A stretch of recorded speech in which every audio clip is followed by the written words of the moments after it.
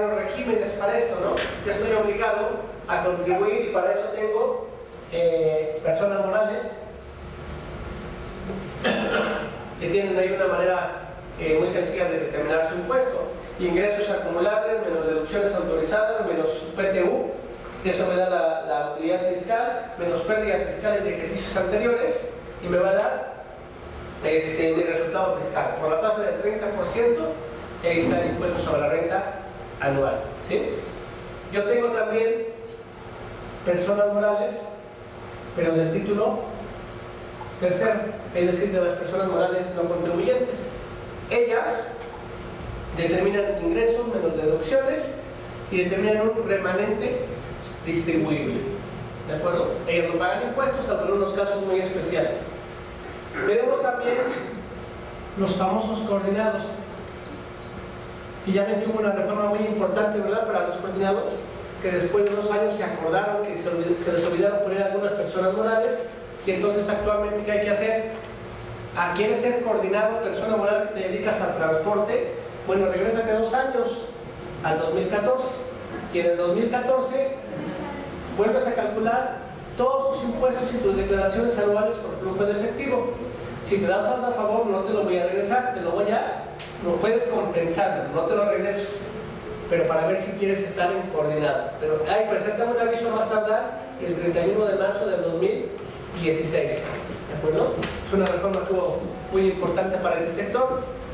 También tengo el régimen de las actividades agrícolas, ganaderas y pesqueras. El régimen de actividades, vamos a llamarle de actividades primarias. Y ya sabemos que ellos tienen una exención de ciertos salarios mínimos y una reducción de impuestos. Si soy persona moral, 30%, si soy persona física, 40%. ¿Sí? También tengo los famosísimos asalariados.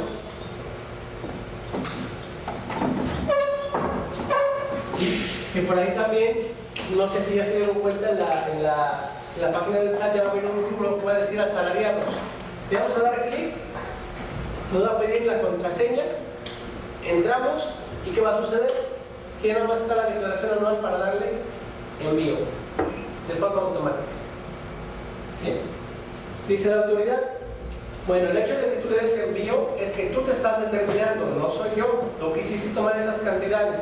¿Esto qué quiere decir? Que después te puedo revisar con cualquiera de mis facultades de comprobación, ¿sí? No porque yo te haya puesto las cantidades ya quieras decir que yo te determiné. Bueno, también tenemos el régimen de actividades empresariales y profesionales, donde sabemos que tenemos las actividades empresariales que se manejan en el artículo 16 del Código Fiscal de la Federación y los honorarios. ¿Sí? Bueno, tenemos también el famosísimo régimen de incorporación fiscal. Ya sabemos que pago bimestral, que no presento declaración anual y que ahí va a haber mucha discrepancia fiscal y ahorita vamos a comentar por qué. ¿Sí? El régimen de incorporación fiscal. También tenemos el régimen de arrendamiento.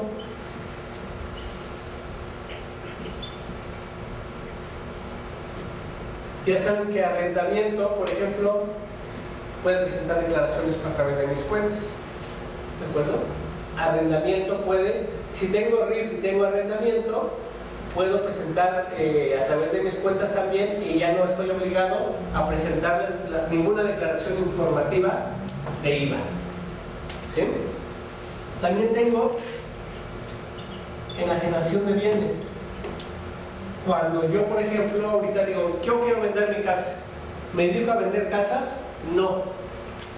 Entonces hay que hacer un cálculo que se maneja ahí en el artículo para efectos de pagos provisionales 121 y demás de la ley del impuesto sobre la renta, y ya saben que si es casa habitación, pues está exento aproximadamente unos 3 millones de pesos. También tenemos el de adquisición de bienes. ¿Sí? Por yo adquirir algún determinado bien, puedo pagar impuestos. ¿Cuál es el más común? ¿Qué pasa cuando tenemos en arrendamiento algo y de repente llegan por acá, por ejemplo, igual en esta pared? se va a quedar al nombre a favor de quién? Del propietario. Y si es del propietario, entonces tiene un ingreso por adquisición de bienes porque subió su valor. ¿Sí? Bueno, también tenemos el capítulo de intereses. Ya sabemos que en la mayoría de casos el banco nos retiene, que también cambió la tasa de retención, que era del 0.60%, bajó para el 2016 al 0.50%. Tenemos también premios, que eso ya sabemos que es a la tasa del 1% de día retención. Y tenemos también dividendos, que aquí también se puede dar una fiscalización muy fuerte en los dividendos, ojo con lo que vamos a enviar en contabilidad, muy importante los saldos que vamos a enviar. Y por último dice la autoridad, por si se me olvida algún ingreso por acá, te voy a dar otro que se va a llamar de los demás ingresos. Por si no está ya, lo encontramos acá en los demás ingresos. ¿Sí? ¿Quién calcula el impuesto en todos ellos?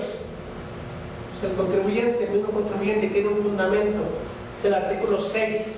El artículo 6 del Código Fiscal de la Federación dice: corresponde a los contribuyentes la determinación de las contribuciones a su cargo. ¿De acuerdo? Entonces, con ese fundamento nosotros determinamos nuestros ingresos, nuestras deducciones, nuestros gastos y calculamos nuestro impuesto, ¿sí? En base a lo que comentábamos del artículo 31 en su fracción cuarta. ¿De acuerdo? Bien. Tenemos 4 tipos de determinaciones cuando la autoridad ejerce sus facultades. Les vuelvo a repetir. A ver, nosotros determinamos todo esto, nosotros mismos como contribuyentes. Si a la autoridad tiene por ahí la presunción, o por ahí dijeran algo le huele mal, ¿qué va a hacer la autoridad? Ejercer sus facultades, ¿sí? Bueno, cuando la autoridad ejerce sus facultades, puede llegar a determinarnos estos 4 rubros. El primero de ellos es la determinación cierta. ¿Cuál es esta? Bueno, cuando efectivamente nosotros le entregamos todos los elementos a la autoridad y entonces, con base en nuestra propia contabilidad, en ingresos y en gastos, nos va a determinar nuestro crédito fiscal. La determinación cierta. La determinación presuntiva, vamos a ahondar un poquito más adelante, es cuando nosotros no le damos los elementos a la autoridad y entonces ella presume, bajo un procedimiento que viene ahí a partir del artículo 55 del Código, las causales de determinación presuntiva y los procedimientos que puede utilizar para determinarlos presuntivamente.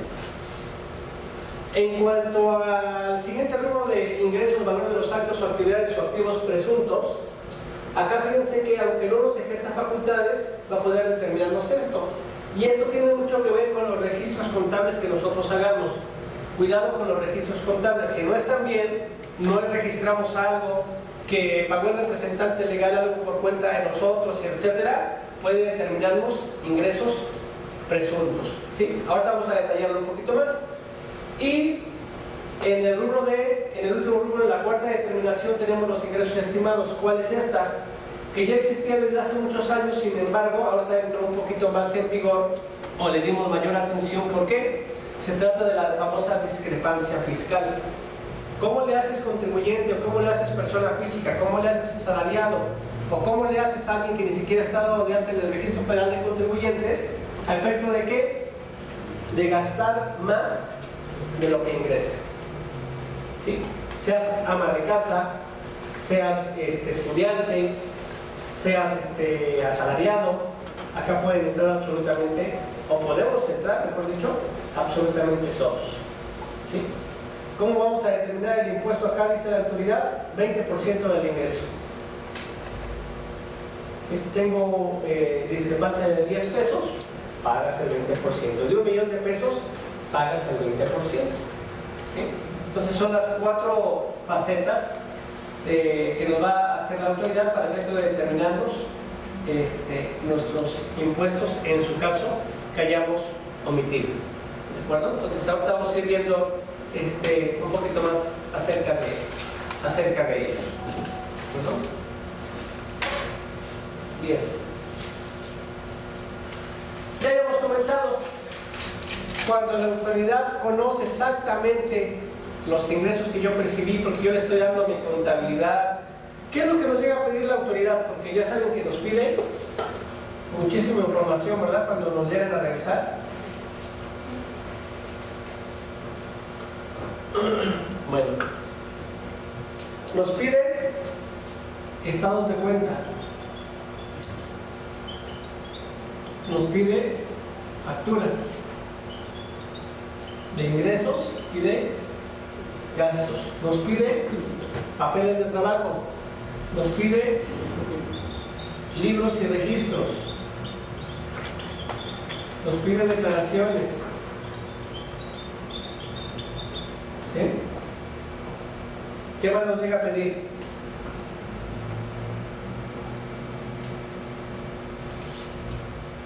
¿Qué más nos pide? ¿Tú los has revisado? Qué bueno, ¿eh? Sí. Ya están estados de cuenta, facturas, papeles de trabajo, libros y registros, declaraciones. Contratos, exactamente, contratos.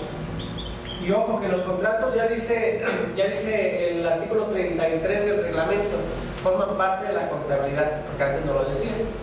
Papeles de trabajo forman parte de la contabilidad, ya lo dice. ¿Sí? Contratos, por ahí también nos pide, en el caso de personas morales, actas constitutivas, etcétera, etcétera. Bueno, aquí hay algo muy importante. Dice el artículo 2 de la Ley Federal de Derechos del Contribuyente que ya no puede pedir la autoridad aquello que ya tiene en su poder. Entonces, actualmente, ¿qué ya tiene en su poder? Pues ya tienes facturas, ya tienes libros, ya tienes declaraciones, ya tienes el acta consultiva, porque si no, no me diste mi registro federal de contribuyentes, ¿no? Entonces, ya tiene mucha información de esto. Entonces, ya no estamos obligados a proporcionarla. Muchas gracias. Ya no estamos obligados a proporcionarla. Hay otra fracción en el mismo artículo 2 que dice, bueno, ya quedamos lo que no estoy obligado a proporcionar, aquello que ya tiene en su poder la autoridad. Y también dice que lo que dé no debe de resultar costoso para el contribuyente. ¿Sí? Luego me dice la autoridad, oye, espérame, dame por favor una copia de todas tus facturas de ingreso. Ah, caray, espérame, porque eso me resulta oneroso, me cuesta mucho. ¿Sí? Voy a llevar un papel de trabajo donde me pongas en una columna el cheque, en otra el IVA, en otra el proveedor, en otra cómo le pagaste, en otra consigues, me pongo una serie de columnas. ¿Resulta oneroso? Sí. ¿Por qué? Porque tengo que poner una persona que elabore esto. ¿Sí?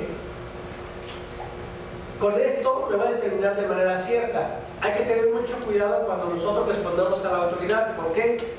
Si yo les digo, oye, no te proporciono las facturas en virtud de que ya las tienes, ¿qué me va a hacer la autoridad? Determinación presuntiva. Ah, ¿no me lo quieres dar?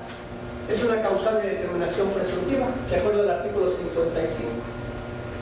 O si le pongo, oye, no te proporciono, porque es muy costoso, la palabra no te proporciono, causal de determinación presuntiva. Entonces tenemos que buscar otra manera. Por ejemplo, ¿qué pasa si me pide un papel de trabajo todo así?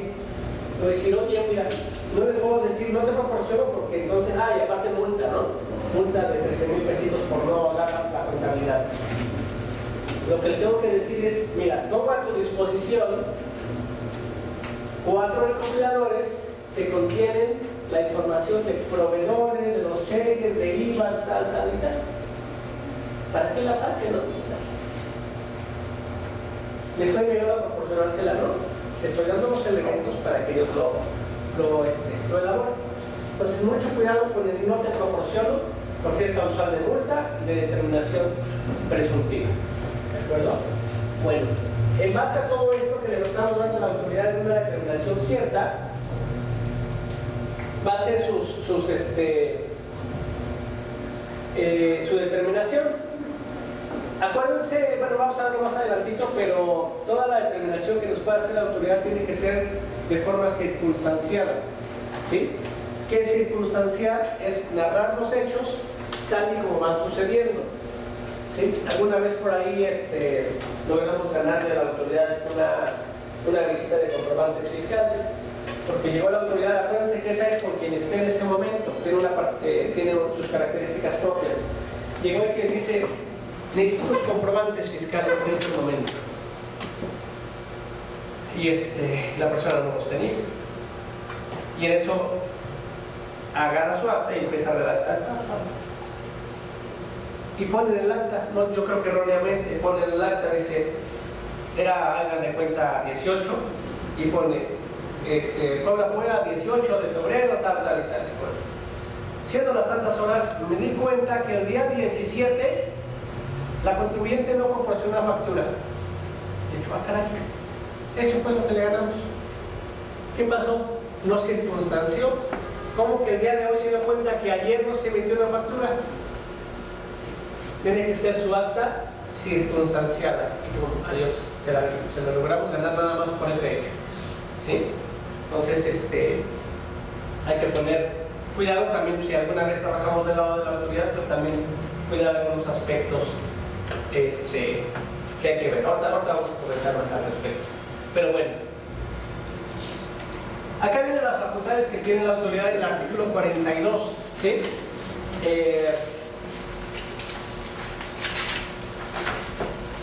Dice el 42 que esas facultades que le da, que son 9, son a efecto de comprobar que los contribuyentes han cumplido con las disposiciones fiscales.